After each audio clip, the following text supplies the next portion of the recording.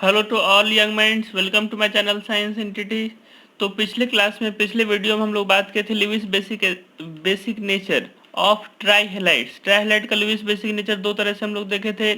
Nitrogen, एक तो central atom को डिफाइन कर दिए थे, एक टर्मिनल एटम को डिफाइन करके देख लिए थे। दो ही ऑर्डर पॉसिबल है। आज हम लोग देखने वाले हैं पेंटाहेलाइड्स। तो पेंटाहेलाइड्स के बारे में देखें। नाइट्रोजन फैमिली एलिमेंट से अगर हेलोजन के साथ कंबाइन कर रहा था तो दो तरह के हेलाइड्स का फॉर्मेशन कर रहा था, एक ट्राईहेलाइड्स एंड एक पेंटाहेलाइड। तो ट्राईहेलाइड के बारे में सारी डिटेल हम लोग स्टडी कर लिए थे। आज हम लोग स्टार्ट करने वाले हैं पेंटाहेलाइड्स। पेंटाहेलाइड का फॉर्मूला क्या होता है? EX5। बिल्कुल, ई की जगह पर nitrogen, phosphorus, arsenic, antimony and bismuth हो सकता है, लेकिन नाइट्रोजन के पास डी ऑर्बिटल खाली नहीं होने की वजह से पेंटाहेलाइड का फॉर्मेशन नहीं करता है। तो नाइट्रोजन पेंटाहेलाइड के फॉर्मेशन में नहीं जाएगा। क्यों नहीं जाएगा?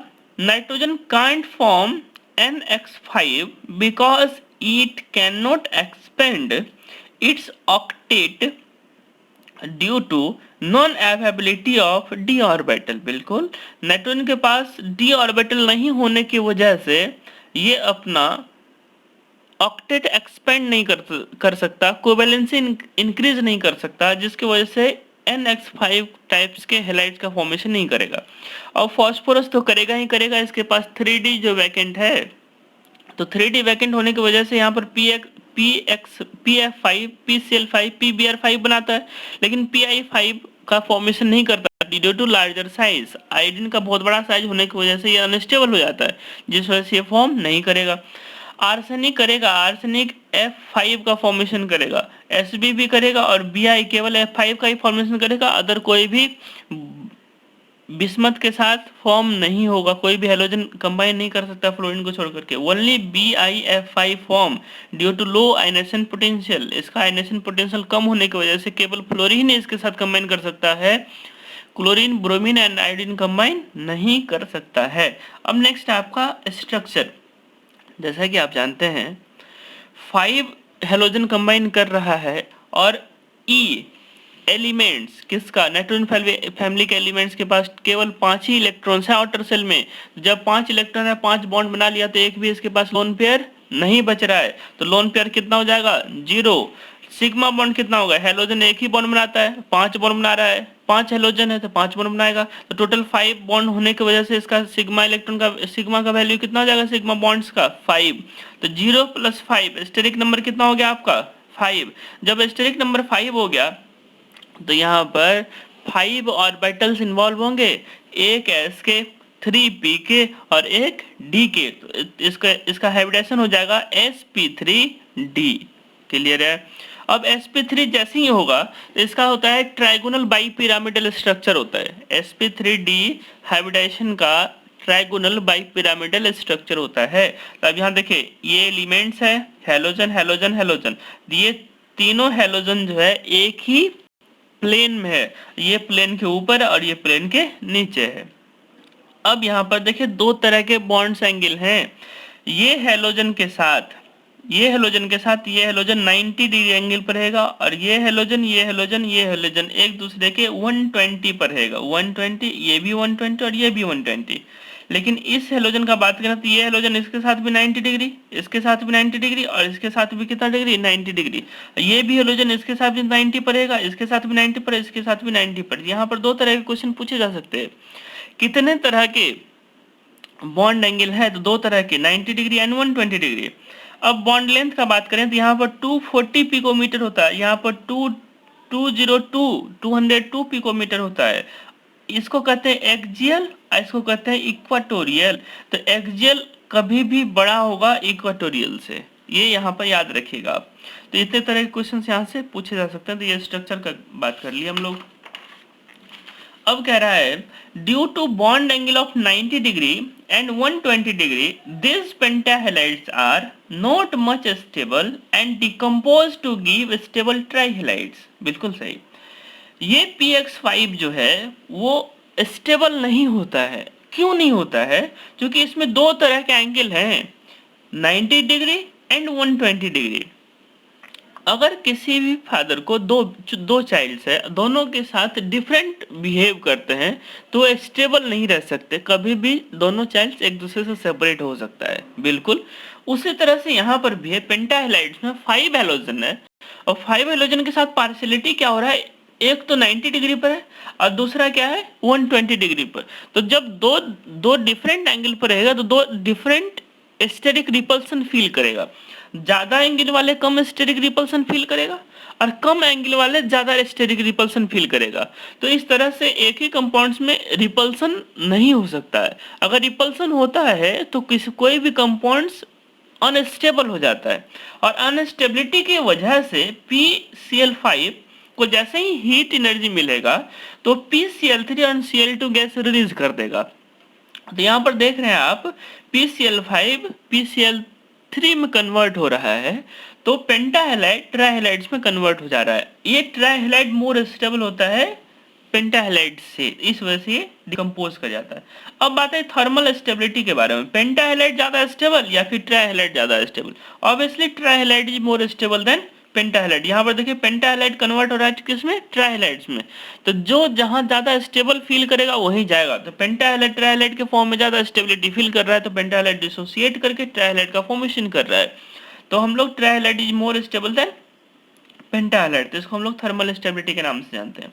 नेक्स्ट टॉपिक है आपका, next characteristic Lewis acidic strength. Acidic strength किसको कहते हैं, जो कोई भी लोन पेयर एक्सेप्ट करेगा उसको लीविस एसिड कहते हैं। बिल्कुल सही बात।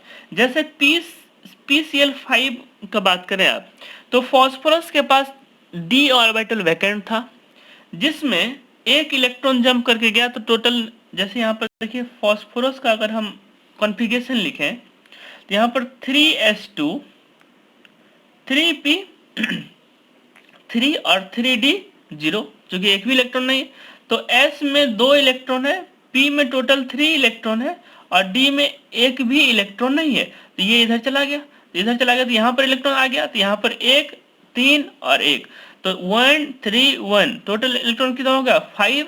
और यहाँ देखिए 1 2 3 4 ऑर्बिटल d का क्या है, खाली है। जब 4 ऑर्बिटल d का खाली है तो ये Cl माइनस का अपना लोन पेयर क्या होगा, d ऑर्बिटल में जाकर के फिट हो जाता है, तब जाकर के PCl6 माइनस का फॉर्मेशन कर लेता है। तो ये जो निगेटिव चार्ज है वो क्या है, 2 इलेक्ट्रॉन लोन पेयर के फॉर्म में। तो ये इलेक्ट्रॉन इसमें गया, बॉन्डिंग में पार्टिसिपेट के लिए कोऑर्डिनेट बॉन्ड का फॉर्मेशन कर लिया। जब कोऑर्डिनेट बॉन्ड का फॉर्मेशन कर लिया तो ये PCl5 इलेक्ट्रॉन पेयर को क्या कर रहा है, एक्सेप्ट कर रहा है, जिस वजह से इसको हम लोग क्या कहेंगे, लिविस एसिड। और Cl माइनस क्या कर रहा है, डोनेट कर रहा है इलेक्ट्रॉन को, तो इसको हम लोग क्या कहेंगे, लिविस बेस। उसी तरह से SbCl5 इलेक्ट्रॉन पेयर, क्लोरीन के इलेक्ट्रॉन पेयर को एक्सेप्ट करेगा तो उसको लिविस एसिड कहेंगे, और ये डोनर है इस वजह से इसको क्या कहेंगे, लिविस बेस कहेंगे। तो अब जाकर के ये जो लिविस एसिड की तरह बिहेव कर रहा है, तो कौन ज्यादा एक्सेप्ट करेगा, बिल्कुल सही बात।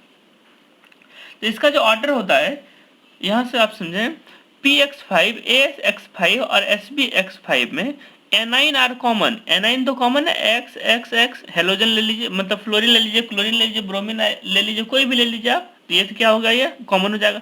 आयनिक रेडियस ऑफ कैटायन इंक्रीजेस, यहाँ पर देखिए P plus AS plus SB plus, top to bottom बढ़ेंगे, साइज बढ़ेगा तो आयनिक रेडियस क्या हो गया, इंक्रीज कर जाएगा। बिल्कुल, तो आयनिक radius of cation increases, positive charge density decreases, होगा ही होगा, क्योंकि टॉप टू बॉटम बढ़ेंगे साइज बढ़ेगा, और पॉजिटिव चार्ज तो कांस्टेंट है, जब पॉजिटिव चार्ज कांस्टेंट है तो उसका डेंसिटी साइज के बढ़ने से क्या होगा, घट गया।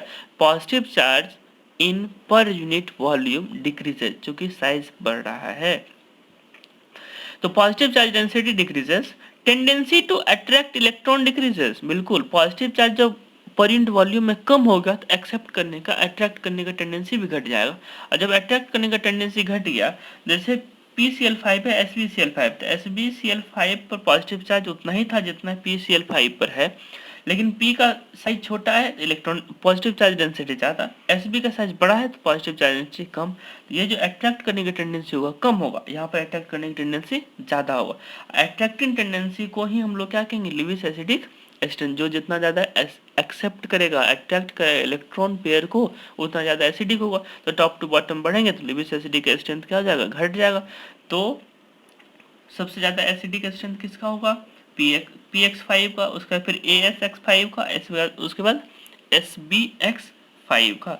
अब नेक्स्ट टर्म है आपका हाइड्रोलाइसिस ऑफ PCl5। PCl5 को वाटर के साथ हम लोग डिजोल्व करेंगे तो किसका फॉर्मेशन करेगा, उसी को हम लोग हाइड्रोलाइसिस टॉपिक से नाम से जानते हैं। PCl5 को H2 के साथ जैसे ही कंबाइन करवाएंगे POCl3 प्लस HCl का फॉर्मेशन करेगा। लेकिन अगर यहाँ पर वाटर एक्सेस में दे देंगे तो POCl3 फर्दर H2 के साथ कंबाइन करके POCl3 फर्दर H2 के साथ कंबाइन करके H3PO4 अब प्लस HCl का फॉर्मेशन कर लेगा। तो ये आप याद रखिएगा, अगर हाइड्रोलाइसिस आपको PCl5 का कहेगा करवाने के लिए तो in limited supply of H2 या फिर in excess supply of H2, excess supply of H2 के केस में क्या हो गया, H3PO4 का फॉर्मेशन करेगा, और लिमिटेड सप्लाई ऑफ H2 के फॉर्म के केस में क्या होगा, POCl3 का फॉर्मेशन करेगा। Clear. In solid state PCl5 is ionic in nature and exist as PCl4 plus और PCl6 माइनस।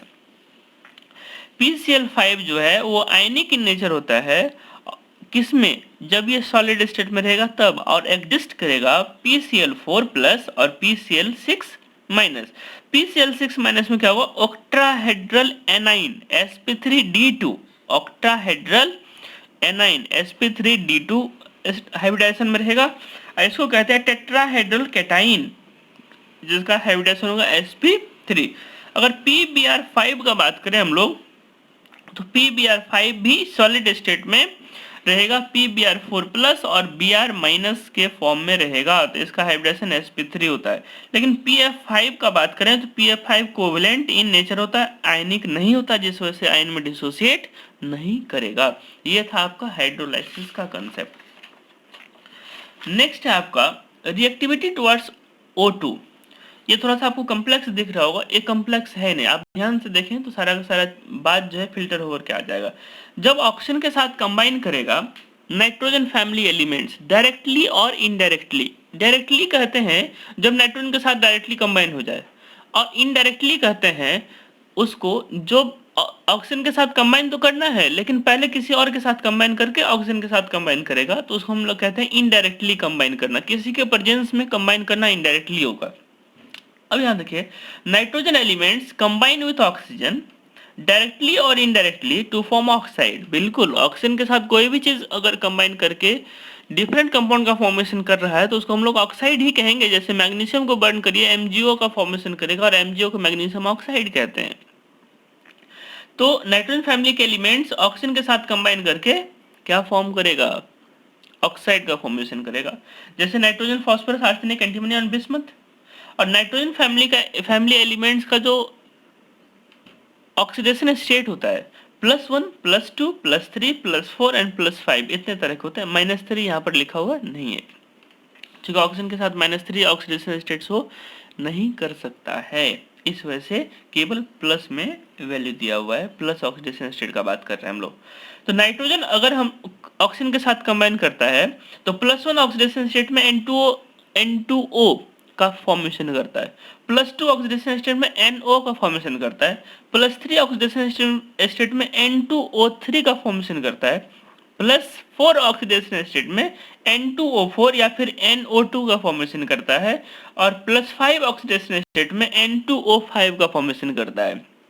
तो नाइट्रोजन ऑक्सीजन के साथ कंबाइन करके +1, +3, +2, +3, +4 और +5 सब ऑक्सीडेशन स्टेट में corresponding N2O, NO, N2O3, N2O4, N2O5 का फॉर्मेशन करेगा। लेकिन अगर फॉस्फोरस का बात करें तो ये +1 और +2 ऑक्सीडेशन स्टेट में ऑक्सीजन के साथ कंबाइन नहीं करता है, देखिए कटिंग किया हुआ है। लेकिन +3 ऑक्सीडेशन स्टेट में करता है, P2O3 का फॉर्मेशन करेगा, और P2O3 जो है वो डाइमर्स के फॉर्म में रहता है, P4O6 के फॉर्म में भी रहता है। +4 ऑक्सीडेशन स्टेट में भी कंबाइन करेगा, P2O4 का फॉर्मेशन करेगा, और P4O10 डाइमर के फॉर्म में भी एग्जिस्ट करेगा, और +5 ऑक्सीडेशन स्टेट में भी करता है, और वो होता है P2O5, और ये डाइमर का फॉर्मेशन करता है P4O10। लेकिन अगर आर्सेनिक का बात करें तो AS2O3 ये डाइमर का फॉर्मेशन करेगा, AS4O6 +4 में नहीं करेगा, और लेकिन +5 में AS2O5 का फॉर्मेशन करेगा और इसका डायमर हो जाएगा AS4O10।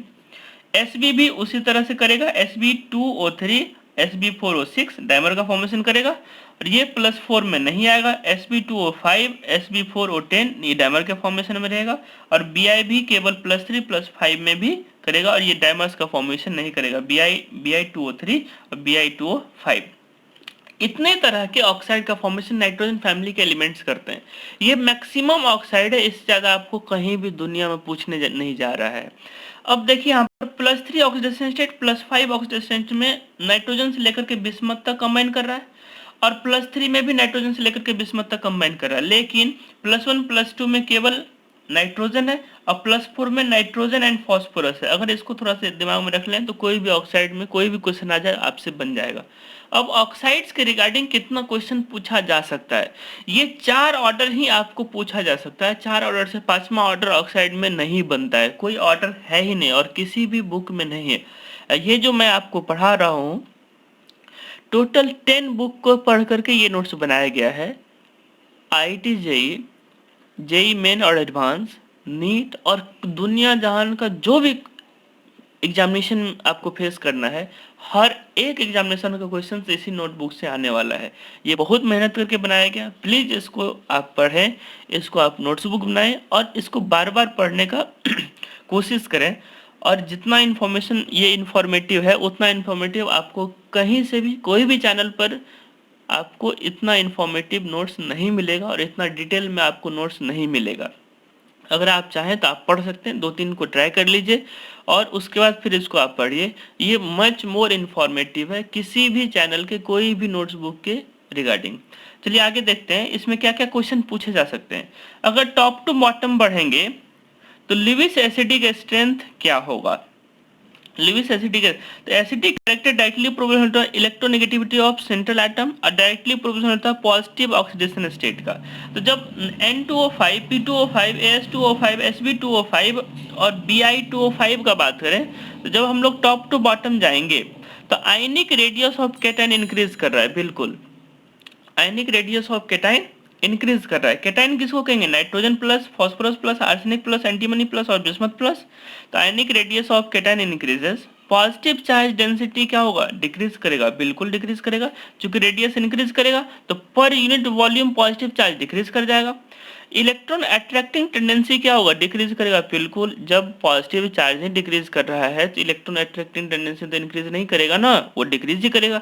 इलेक्ट्रॉन जितना ज्यादा अट्रैक्ट करता है उतना ज्यादा एसिडिक होता है, लेकिन अगर अट्रैक्ट करने की टेंडेंसी घट गया तो एसिडिक स्ट्रेंथ भी क्या हो जाएगा, घट जाएगा। तो लिविस एसिडिक स्ट्रेंथ डिक्रीजेज। तो टॉप टू बॉटम बढ़ेंगे तो लिविस एसिडिक स्ट्रेंथ क्या हो जाएगा, घट जाएगा। यहाँ देखिए N2O3 P2O3 AS2O3 Sb2O3 और Bi2O3। तो सबसे ज्यादा एसिडिक कौन हो जाएगा, N2O3, उसका फिर P2O3 AS2O3 Sb2O3, उसके बाद फिर क्या होगा यहाँ पर Bi2O3।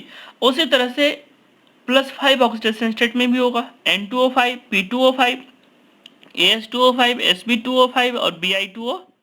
तो थर्मल स्टेबिलिटी का हम लोग बात करेंगे और थर्मल स्टेबिलिटी में क्या होगा, N2O का ज़्यादा थर्मल स्टेबल होगा NO से, और उसके बाद होगा N2O3, उसके बाद फिर N2O4, उसके बाद होगा N2O5। तो thermal stability universal proportional to positive charge होगा। तो पॉजिटिव चार्ज जितना ज़्यादा होगा सेंट्रल एटम का उतना ही कम थर्मली स्टेबल होगा कोई भी कंपाउंड। तो यहाँ पर +5 ऑक्सीडेशन स्टेट में, यहाँ पर +4 ऑक्सीडेशन स्टेट, यहाँ पर +3 ऑक्सीडेशन स्टेट, यहाँ पर +2 ऑक्सीडेशन स्टेट, यहाँ पर +1 ऑक्सीडेशन स्टेट। तो जैसे जैसे ऑक्सीडेशन स्टेट इंक्रीज करेगा वैसे वैसे ही क्या होगा, थर्मल स्टेबिलिटी डिक्रीज कर जाएगा। नेक्स्ट है आपका लिविस एसिडिक स्ट्रेंथ किसका, जब हम लोग प्लस चार्ज को देखेंगे तो +1 +2 +3 +4 और +5, जिसके ऊपर जितना ज़्यादा चार्ज होगा वो उतना पॉजिटिव चार्ज होगा, उसके पास उतना ही कम इलेक्ट्रॉन होगा, और जिसके पास जितना कम इलेक्ट्रॉन होगा वो उतना ज़्यादा अट्रैक्ट करने का टेंडेंसी रखेगा इलेक्ट्रॉन को। तो +5 चार्ज वाले मोर अट्रैक्टिव नेचर होगा इलेक्ट्रॉन्स का, और N2O4 में +4 ऑक्सीडेशन स्टेट है और +4 वाले +5 से कम अट्रैक्ट करेगा। तो जिस तरह से पॉजिटिव चार्ज बढ़ेगा उसी तरह से अट्रैक्टिंग नेचर बढ़ जाएगा किसका, इलेक्ट्रॉन का, लोन पेयर का। और लोन पेयर के अट्रैक्टिंग नेचर को ही हम लोग क्या कहते हैं, एसिडिक स्ट्रेंथ।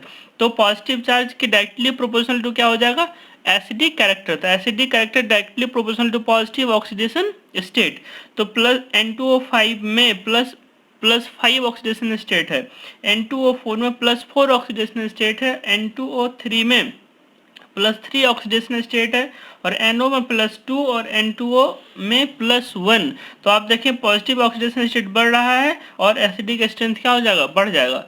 अब नेक्स्ट है आपका reactivity towards metal. Reactivity towards metal, तो अगर N2 कंबाइन करेगा कैल्शियम के साथ तो कैल्शियम नाइट्राइड का फॉर्मेशन करता है Ca3N2 का। अगर फॉस्फोरस रिएक्ट करेगा कैल्शियम के साथ तो कैल्शियम फॉस्फाइड का फॉर्मेशन करेगा। और अगर आर्सेनिक सोडियम के साथ रिएक्शन करेगा तो N3AS का फॉर्मेशन करेगा, सोडियम आर्सेनाइड का। एंटीमनी अगर जिंक के साथ रिएक्शन करेगा तो जिंक एंटीमोनाइड्स का फॉर्मेशन करेगा, Zn3Sb2।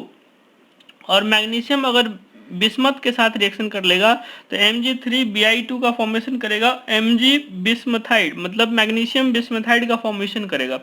इसमें होता क्या है, जो नाइट्रोजन फॉस्फोरस अगर कैल्शियम के साथ कंबाइन करता है तो नाइट्राइड और फॉस्फाइड का फॉर्मेशन करता है, और ये नाइट्राइड और फॉस्फाइड क्या होगा, आयनिक इन नेचर होगा। लेकिन आर्सेनाइड, एंटीमोनाइड्स और बिस्मथाइड क्या होगा, कोवेलेंट नेचर का होता है, कोवेलेंट नेचर का होता है। तो nitride and phosphide are ionic while arsenide, antimonides and bismuthide are covalent in nature।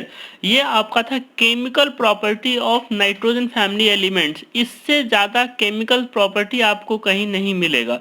जितना मैंने आपको लिख दिया, एक भी इससे ज़्यादा इन्फॉर्मेशन किसी भी कॉम्पिटिटिव एग्जामिनेशन में नहीं पूछने का चांस है, क्योंकि इससे ज़्यादा ऑर्डर है ही नहीं कहीं पर।